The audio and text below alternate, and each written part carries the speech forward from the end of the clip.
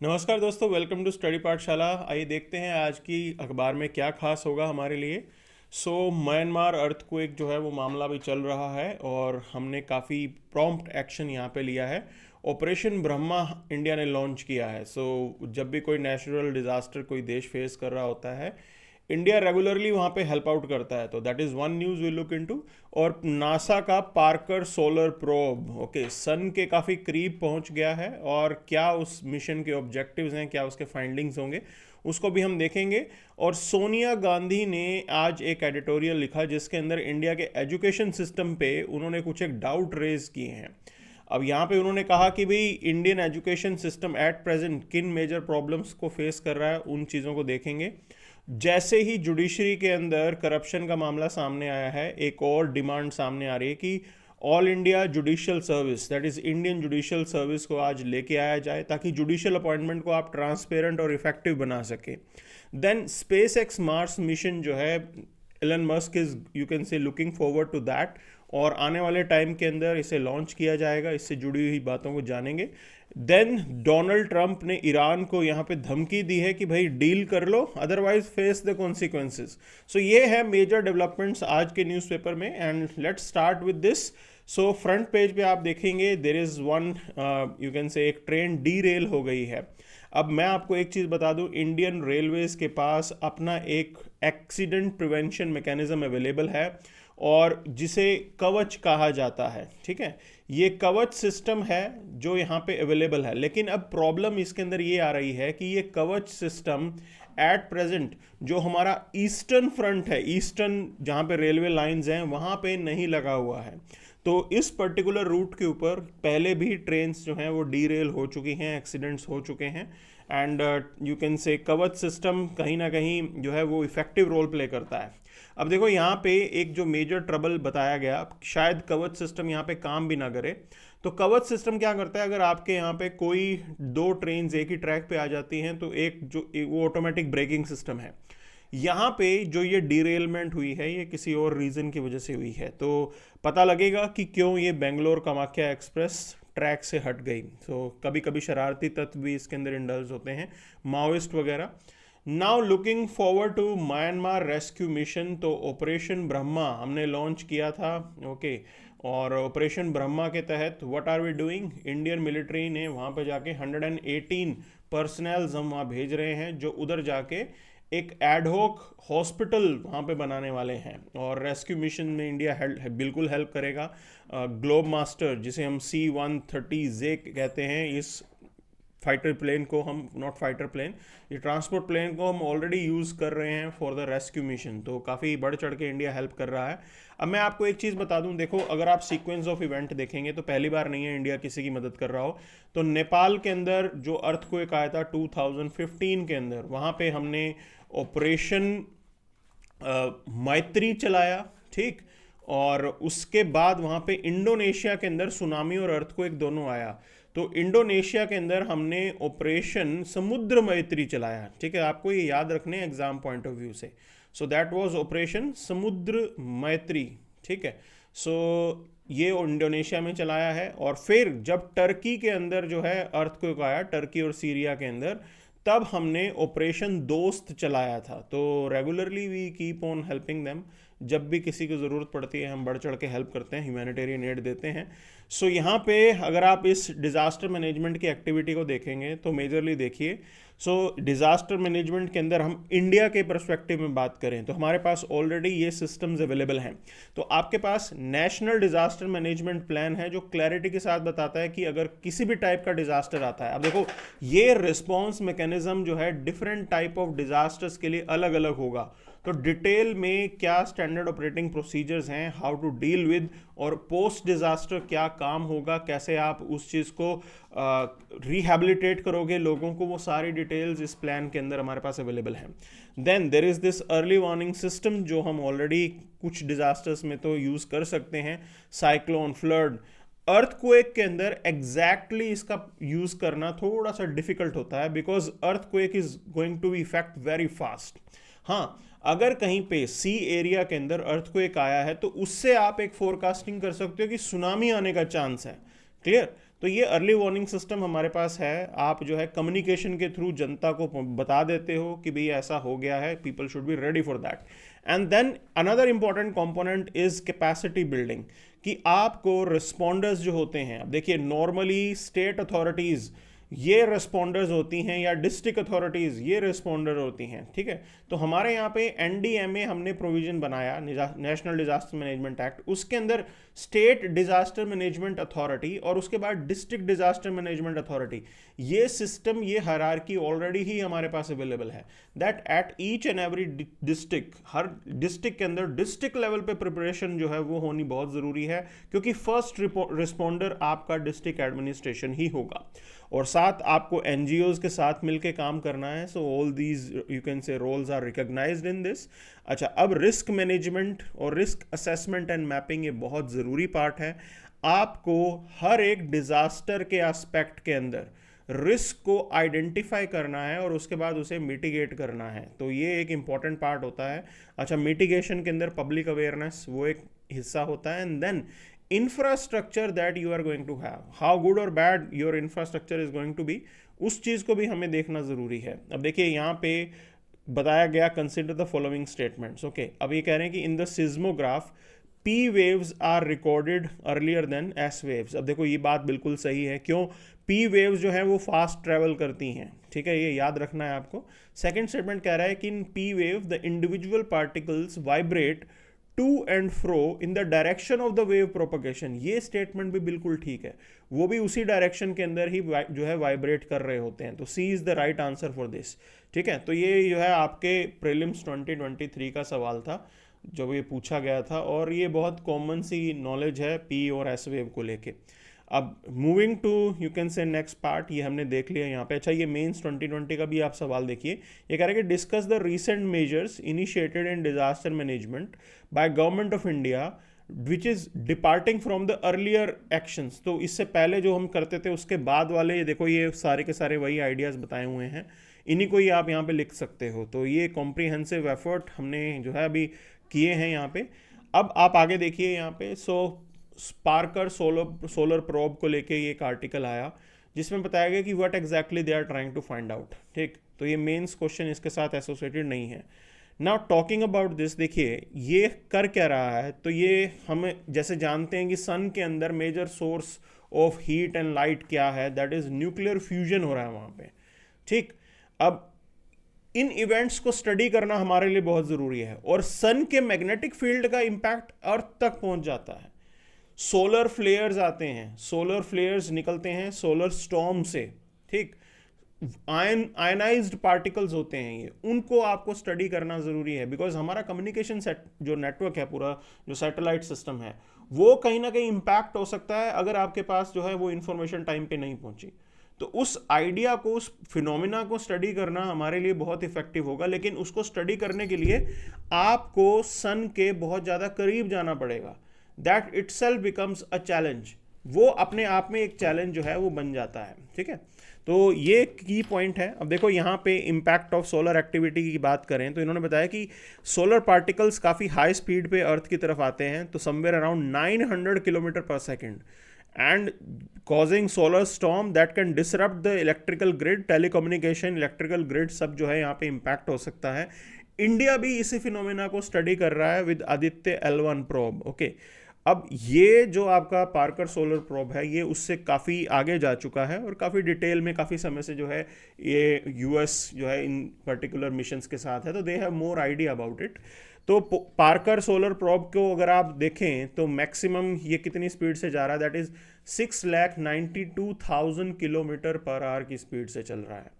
और इसका जो हीट शील्ड है जिसकी वजह से ये सन के इतना करीब जा पा रहा है, that is 6 foot wide carbon composite shield है ये, और वो 1370 डिग्री सेल्सियस को जो है वो इतना टेम्परेचर सस्टेन कर जाएगा, 1370 डिग्री सेल्सियस, ठीक।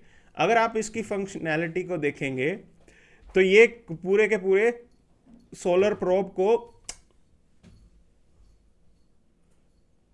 कूल डाउन करने में हेल्प करता है, ठीक। अच्छा, अब अप्रोच टू सन को अगर आप देखें इसके अंदर initially intended to utilise a swing around Jupiter, ये इसका इनिशियल मिशन था, बट उसके बाद ये इतना आगे तक चला गया कि अब हम इसको सन की तरफ स्पायरल करते हुए लेके जा रहे हैं। तो इसकी ये एक खासियत आप देख सकते हो।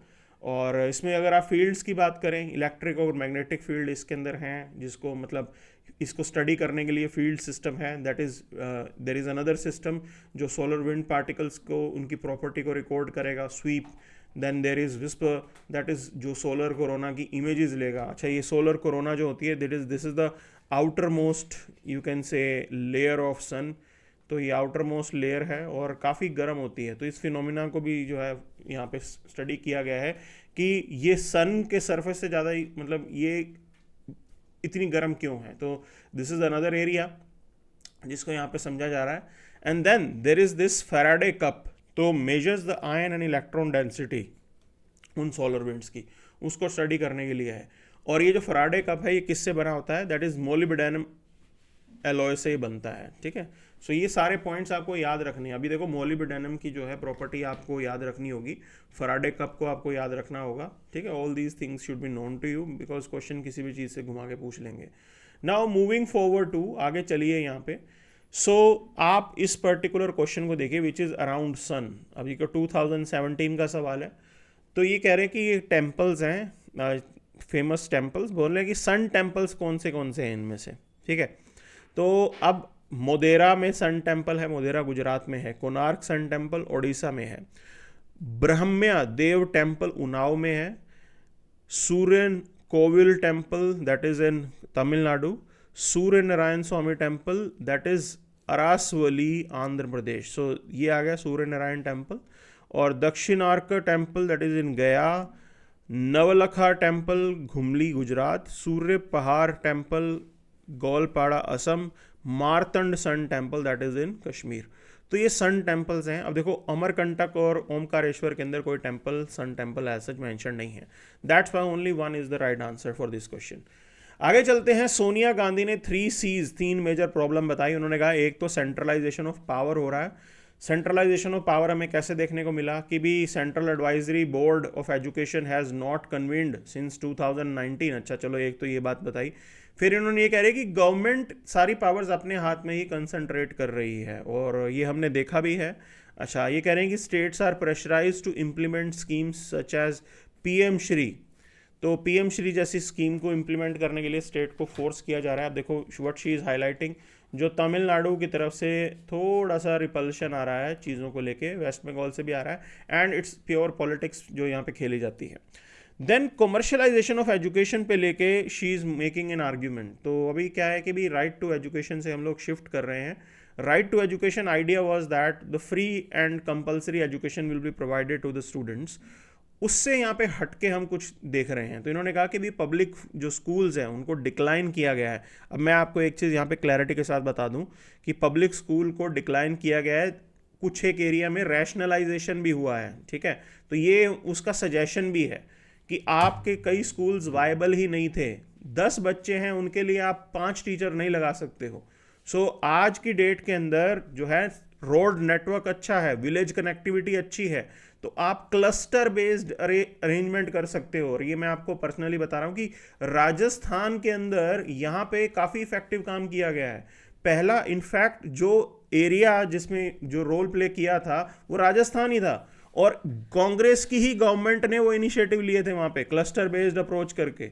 सो that was quite successful there, और वो आज की डेट में सेंस भी बनाता है। तो स्कूल बंद हो रहे हैं, तो अनवायबल स्कूल बंद हो रहे हैं वहाँ पे। ऐसा नहीं है कि जो ज़रूरत है और वहाँ उसी स्कूल को बंद कर दिया गया है, नहीं।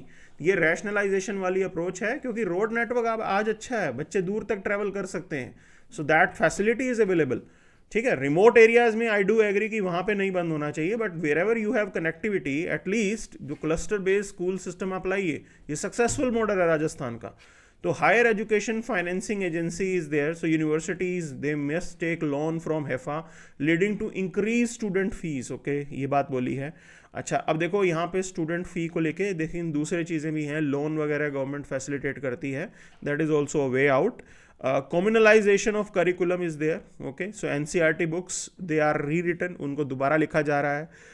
आप जो है हायरिंग प्रैक्टिसेस को देखें तो प्रोफेसर्स विद रजीम फ्रेंडली बैकग्राउंड, उन्हीं को फेवर किया जा रहा है एकेडमिक पोजीशंस के अंदर। ये सारे स्टैंडर्ड, ये सारी चीज़ें जो है यहाँ पे बताई गई हैं, ठीक है। So these are few things which she is highlighting. अब आगे चलते हैं। अब इंडियन जुडिशियल सर्विस की बात आई, 3 ऐसे इंसिडेंट हुए जहाँ पे हमें समझ में आया कि भी एट प्रेजेंट जो जुडिशियल रिक्रूटमेंट का सिस्टम चल रहा है उसमें कुछ फॉल्ट है। तो देखो, एक तो दिल्ली फायर ब्रिगेड का इंसिडेंट हुआ, हाई कोर्ट जज के यहाँ पे जले हुए नोट्स मिले, फर्स्ट पॉइंट।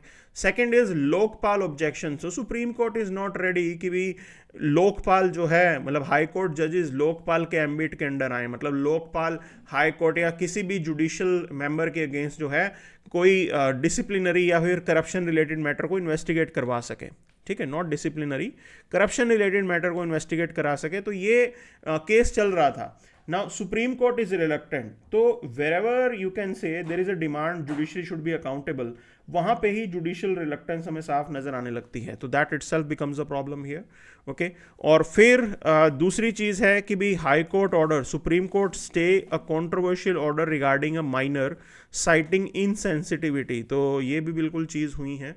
तो आप इन चीज़ों को समझिए। वो जो है ना, वो क्वालिटी ऑफ जजमेंट को भी हाईलाइट करता है, मतलब कहीं ना कहीं क्वालिटी ऑफ जजेस हम भेज नहीं पा रहे हैं, पहली चीज़। दूसरी चीज़ ये है कि जजेस, जुडिशरी में भी करप्शन का मामला है यहाँ पे। तो ऐसे में आपका जो कोलिजियम सिस्टम है, जो एग्जिस्टिंग अपॉइंटमेंट और रिक्रूटमेंट सिस्टम है, उसमें कुछ ना कुछ फ्लॉज हैं, ये बात तो जुडिशरी भी मानती है। तो कोलिजियम सिस्टम की बात करें, दे रिकमेंड, उनका रिकमेंडेशन जो है वो जाता है एंड उनके रिकमेंडेशन पे प्रेसिडेंट जो है वो अपॉइंट करते हैं, ठीक है। अब देखो, एक बात मैं आपको रियलिटी की बता दूं, तो कोलिजियम के अंदर 5 सीनियर मोस्ट जज हो गए, chief justice of India plus 4 senior most जजेस। Now they don't have time to scrutinise each and every profile, ठीक। तो उनके पास टाइम ही नहीं है अगर हर एक प्रोफाइल को समझने का, तो फिर अब किस बेस पे जो है एक फुल प्रूफ मैकेनिज्म हम बनाएं। तो इसीलिए एग्जिस्टिंग सिस्टम के अंदर दिक्कत है, we need to reform it.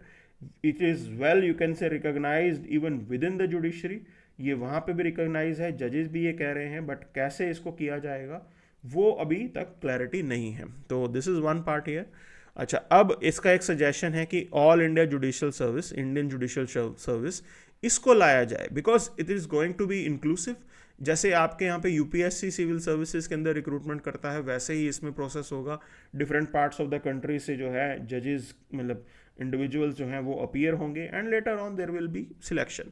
Merit based है, आप इसके अंदर किसी को फेवर नहीं कर सकते हो, पूरे नेशन के अंदर कॉम्पिटिटिव एग्जाम करवाया जाएगा। और इस केस के अंदर आप इंडिपेंडेंस भी रखोगे, बिकॉज ये एक सेपरेट एंटिटी आप बना सकते हो। आप एक यूपीएससी जैसी या तो कोई ऑर्गेनाइजेशन बनाइए जिसके अंदर जुडिशियल मेंबर्स को ही आप लाइए, सुप्रीम कोर्ट अपने लेवल पे ये कर सकता है, ठीक है ना। All these things are there as an option for us. तो पॉइंट इज कब इसको लागू किया जाएगा, ठीक है। अब चलिए, स्पेस एक्स का मार्स मिशन कब होगा उसको दे के बात करते हैं।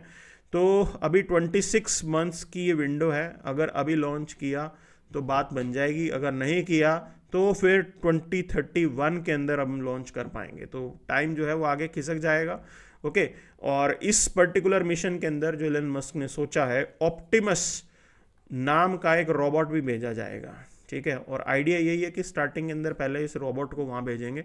अगर ये आइडिया सक्सेसफुल रहता है और हमारी जो है बिल्कुल अच्छे से लैंडिंग वगैरह हो जाती है, देन ह्यूमन लैंडिंग जो है वो 2029 तक शुरू की जा सकती है। तो everything will be dependent on this mission कि Optimus which will be a robot वो टाइम पे अच्छे से वहाँ पे पहुँच जाए, और उसके बाद जो है हम ह्यूमन लैंडिंग के बारे में सोच सकते हैं। So this is the big idea. अब देखो, ये हमारे पास एक लॉन्च विंडो है, क्या इतने कम टाइम में ये चीज़ अचीवेबल होगी? सो इसको थोड़ा देखना है, सोचना है कि कैसे होगी ये बात, ओके। अब होती है तो it will be a great achievement, बहुत बड़ा जो है ये एक स्टेप होगा यहाँ पे, और इतना आसान नहीं होने वाला है। So there is this refuelling you can say complexity that is there. आपको you have to transferring liquid cooled, super cooled liquid oxygen and methane in space, और ये अपने आप में एक बड़ा चैलेंज है, बिकॉज इतने लंबे दूरी तक जो है वो मिशन जा रहा है। और आपका जो ऑप्टिमस जो आप रोबोट भेज रहे हो, डेफिनेटली उसके अंदर इक्विपमेंट और उस ह्यूमन वेट के अराउंड जो चीज़ें हैं उसको भी समझा जाएगा, बिकॉज जितना वजन ज़्यादा होता है उतना जो है फ्यूल कंजम्पशन ज़्यादा हो जाता है, ठीक है। So that itself becomes a challenge, okay. So manufacturing demand की बात करें तो we are producing and launching multiple tankers जो वहाँ पे भेजे जा रहे हैं, और एक तरीके से अच्छी चीज़ है जो इसकी तरफ चल रही है। अच्छा, अब स्पेस एक्स का ट्रैक रिकॉर्ड देखिए तो रीयूजेबल फाल्कन 9 बूस्टर का इस्तेमाल किया इन्होंने, ड्रैगन कैप्सूल का, तो ये बहुत बड़ी अचीवमेंट्स थी। ओके, रीयूजेबल बनाया इन्होंने चीज़ों को। एंड देन जो यहाँ पे लैंडिंग चैलेंज होगा वो इतना आसान नहीं होगा। तो current you can say Starship they lacks landing air for Mars, previously used Earth's chopsticks system. Okay, so उसी का इस्तेमाल करके इसको लैंड करवाया गया था, बट अभी एट प्रेजेंट जो है इतने हैवी ऑब्जेक्ट को वहाँ पे लैंड कराना अपने आप में चैलेंजिंग होगा। So these are few things. अच्छा, अब नासा का कंसर्न क्या है कि बजट कट्स लग रहे हैं, और अगर नासा के ऊपर ऐसे बजट कट्स लगते रहे तो स्पेसएक्स की फंडिंग जो है वो बढ़ जाएगी, तो ये चीज़ वो बता रहे हैं। Okay, and if SpaceX is able to you can say reach to that area, तो अगर वहाँ पे मार्स तक पहुँच गए तो ये एक बहुत बड़ा कंपटीशन होगा between private and the public you can से एंटिटीज़। तो इंडिया के लिए भी ये सीखने वाली चीज़ है यहाँ पे। Now moving forward to Donald Trump has warned Iran की अगर आप न्यूक्लियर डील नहीं करते तो हम आपको बॉम्ब कर देंगे। अब देखो, ये 2018 के अंदर भी there was this deal which was going on and Donald Trump moved out. Okay, उस समय Trump moved out of that deal. तो ये this has happened in the past, ये पास्ट में ऐसा हुआ था। ठीक, तो ये अपने आप में एक दोबारा देखने वाली चीज़ होगी कि कैसे जो है ट्रंप इस टाइम पे डील ये करवा रहे हैं। Idea is to stop Iran from using nuclear weapon. ठीक है, Iran is developing nuclear weapon and they want to stop it, and in that case if deal is not made, US and Israel can carry out an attack on Iran. Now that thing can be a really you can say big shift here. उसका impact India पे भी पड़ता है। क्यों पड़ता है? पहली चीज़ oil prices, जैसे ही ईरान के ऊपर कुछ होगा बिल्कुल उसका असर हम पे पड़ेगा।